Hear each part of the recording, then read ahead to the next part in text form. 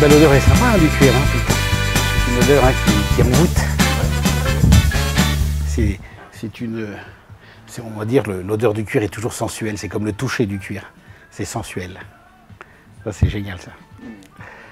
Bah alors la place Hoche, bah oui, hein, pour vous dire de la place Hoche, hein, c'est une des plus belles places de Versailles, pour ne pas dire la plus belle quoi quand même. Donc nous y sommes installés familialement déjà depuis plus de 70-80 ans. C'est mon père ici qui était avant coiffeur, où je suis coiffeur moi aussi de métier au démarrage. Et on était coiffeur rue de la Paroisse et ici place Hoche, qui était le salon de coiffeur Michel Bernard, donc mon père et mon oncle.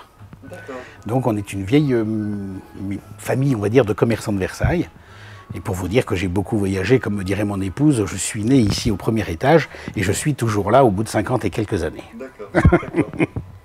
Alors le Tanneur, c'est une maison qui date de 1898 en fin de compte. Ça a été créé par deux gars qui ont décidé de créer un porte-monnaie sans couture. Et le porte-monnaie sans couture, ils l'ont en fin de compte exposé à l'exposition universelle en 1900 à Paris. Et c'est comme ça qu'ils ont eu le premier prix d'argent, donc décerné par Paris, à ce moment-là, l'exposition universelle. De là est né en fin de compte ce porte-monnaie, qui les a fait en fin de compte démarrer. L'État a en fin de compte après pris commande avec le tanneur pour leur faire mettre les guêtres pour l'armée, les ceinturons, les besaces. Et le tanneur a passé ses premières grosses commandes comme ça. Donc le tanneur, ils sont à Belay, les usines sont à Belay à côté de Chambéry, donc le lac du Bourget, et à Bord-les-Orgues en Corrèze. Et c'est de là, en fin de compte, que toute la production se fait. Le bureau d'études, bien sûr, à Paris, sur le canal Saint-Martin, avec tout le staff et tout le siège qui est à Paris, quoi. Ben, y a un savoir-faire chez le tanneur où, en fin de compte, ils ont toujours eu le savoir-faire surtout la sacoche de travail. Au début, ça a été les sacoches, plus un côté homme, jusqu'à, dans les années, on va dire, 70 à peu près. Et c'est qu'à partir de 1970 qu'ils ont commencé à faire le sac à main vraiment. Alors bah oui, je m'occupe un petit peu des commerçants depuis plus de 30 ans, donc maintenant je me suis occupé longuement donc, du quartier Notre-Dame, qui était donc l'association des commerçants du Soleil d'Or, que j'ai présidé pendant plus de 11 ans.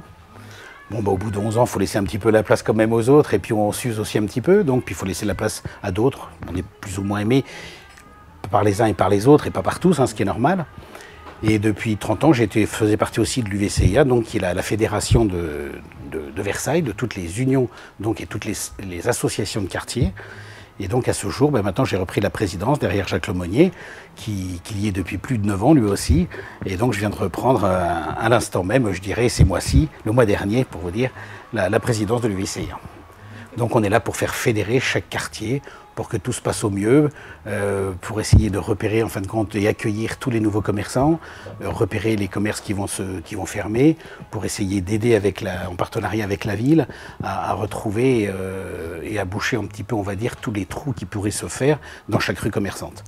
Car un trou est toujours très désagréable. Quand il y a une boutique qui se ferme, une deuxième, une troisième, il faut vite arriver à engendrer ce genre de choses et avec ça, la ville nous aide beaucoup. Alors il y a 10 associations de commerçants dans Versailles, il y a 10 quartiers on va dire qui sont un petit peu séparés à chaque fois, comme on va dire il va y avoir Satori, Montreuil, les Manèges, il va y avoir Saint-Louis, Clémenceau, vous voyez, Notre-Dame. Donc tout ça, ça va faire en fin de compte des quartiers où on ne peut pas apporter chacun une animation. Notre-Dame ne va pas pouvoir apporter une animation à Satori, ni à Saint-Louis, ni à Clémenceau, ni à Montreuil. Donc c'est pour ça que chacun reste libre de faire ce qu'il veut dans son quartier. Et donc on a justement cette fédération qui est faite pour en fin de compte chacun vienne à raconter son histoire ou son projet, qu'on puisse l'aider à la rigueur dans son projet. Et notre rôle, ça va être un petit peu cela, en fin de compte, d'aider en fin de compte le mieux possible les quartiers qui ont envie de faire quelque chose pour leur rendre le plus de services possible qu'on peut faire.